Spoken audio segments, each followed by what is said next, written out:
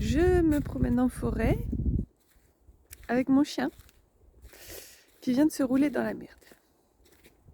Il vient de se rouler dans un truc gluant qui pue, je sais pas ce que c'est, mais il pue à des mètres à la ronde. Un vrai bonheur. Moi, je voulais vous faire part de mes réflexions. Qu'est-ce qui fait que quelqu'un réussit ou pas son activité professionnelle? Nous, on parle à des gens qui sont en reconversion, qui ont des compétences de leur ancienne vie et de leur vie actuelle toujours,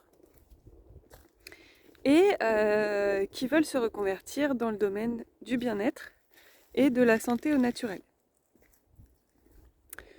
Et puis, il y a certaines personnes qui font cette transition et qui avancent et qui réussissent. Alors, il faudrait déjà définir ce qu'est la réussite, hein, n'est-ce pas? Puisqu'elle est différente pour chacun d'entre nous. Et moi, je dirais que réussir, c'est déjà arriver à vivre de son activité, c'est-à-dire arriver à payer ses factures personnelles et professionnelles et à vivre la vie qu'on souhaite. Pour moi, ce serait ça la définition de la réussite, c'est-à-dire avoir du temps pour soi, pour ce qui nous tient à cœur, que ce soit la famille, les passions, le travail bien sûr. Et du coup, ce serait ça ma vision de la réussite.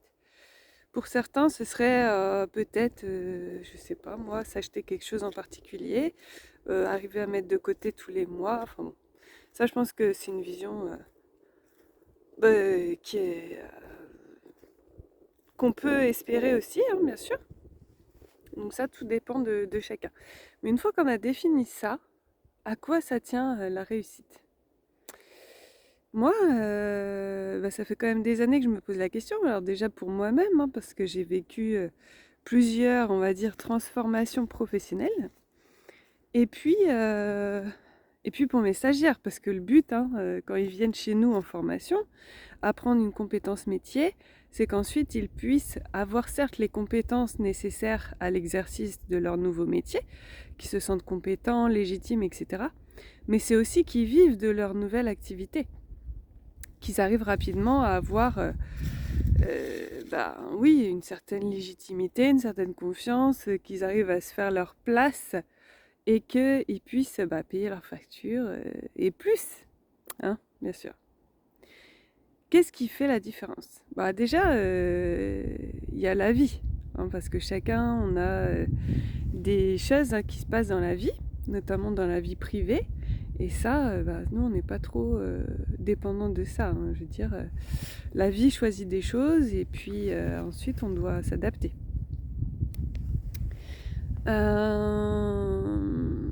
Et ça, j'ai envie de dire, c'est le chemin de vie, le karma, tout ce que vous voulez, et ça, on ne peut pas y faire grand-chose.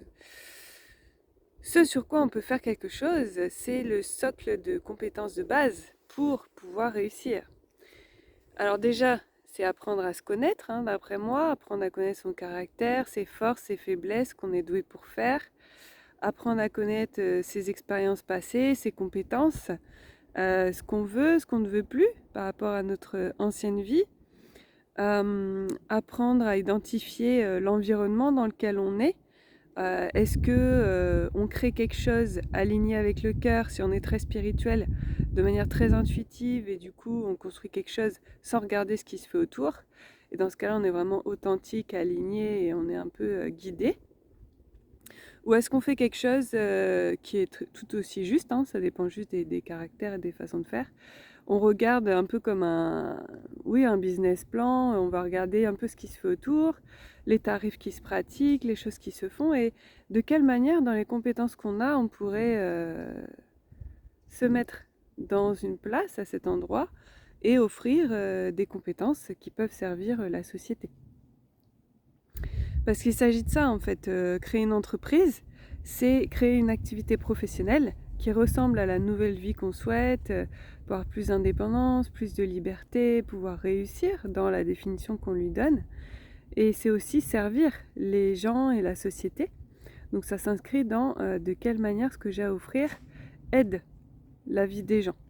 Donc c'est aussi en prendre conscience, voir qu'est-ce qui est facile pour nous, qu'est-ce qu'on a comme compétences et qu'est-ce qu'on peut offrir au monde et qui va vraiment leur servir dans leur quotidien ou dans des problématiques particulières, à gagner du temps, à gagner de l'argent, à gagner voilà, en compétences, plus rapidement, plus facilement avec vous qu'avec quelqu'un d'autre.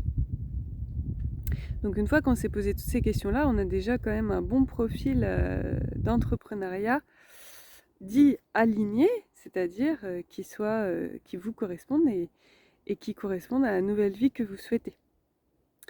Après, il y a tout un travail aussi de guérison à faire par rapport au transgénérationnel, les autres personnes de votre famille, ce qu'ils pensent de l'entrepreneuriat, ceux qui ont déjà entrepris, tout ce qui ne concerne pas votre histoire mais la leur, mais que vous portez malgré tout dans votre sac à dos. Il y a toutes les blessures personnelles, l'identité qu'on a de soi, le manque de confiance quelque part, là où on se sent légitime et là on ne se sent pas du tout légitime. Et il y a le fait aussi de s'autoriser à réussir. Il y a la peur de l'échec, mais il y a aussi s'autoriser à réussir et à briller. Donc il est important aussi d'aller explorer tout ça, parce qu'on peut très facilement, et de manière, moi dans ce que je vois de manière globale, c'est surtout de l'auto-sabotage. Parce qu'en vrai, le champ des possibles, il est énorme, il est présent. On sait, en fait, il n'y a rien de pire que de savoir qu'on peut le faire, qu'on a toutes les compétences, qu'on a la possibilité et de se voir ne pas le faire. Du coup, voilà, qu'est-ce qui fait que quelqu'un réussit et quelqu'un ne réussit pas, en tout cas abandonne ou lâche le projet ou est dans l'impossibilité de continuer, hein, et est obligé de reprendre un job alimentaire pour ces raisons qui sont de rester en sécurité, qui sont de bonnes raisons. Mais voilà, qu'est-ce qui fait qu'on peut réaliser entre guillemets son rêve ou en tout cas son projet et ou alors ne pas le réaliser ou alors le reporter à plus tard. Je pense que ça dépend de tout ça. J'aimerais bien savoir vous ce que vous en pensez en commentaire et pour ceux qui ont déjà suivi nos formations, qu'est-ce qui vous manquerait dans ce que je viens de citer? Qu'est-ce qui vous manquerait si vous avez des idées qui pourraient vous mener à cette réussite de manière plus évidente d'après vous? Merci beaucoup, à bientôt.